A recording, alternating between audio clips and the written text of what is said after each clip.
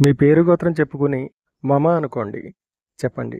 క్షేమ, స్థైర్య, ధైర్య, విజయ, అభయ, ఆయు, ఆరోగ్య, ఐశ్వర్య, అభిరుచ్యర్థం సకల నవగ్రహ అరిష్టస్థాన దోష నివారణ సిద్ధ్యర్థం నరఘోష శత్రుఘోష దృష్టిదోష నివారణార్థం ధన కనక వస్తు వాహన అభిరుచ్యర్థం సకల కార్య అత్యంత శుభఫల ప్రాప్త్యర్థం శనేశ్వర గ్రహ అష్టమ అర్ధాష్టమ ఏల్నాటి శనిదోష నివారణార్థం శ్రీ విజయగణపతి స్వామి అనుగ్రహ ప్రసాద సిద్ధ్యర్థం ప్రాతకాల ఆరాధనం కరిష్యే.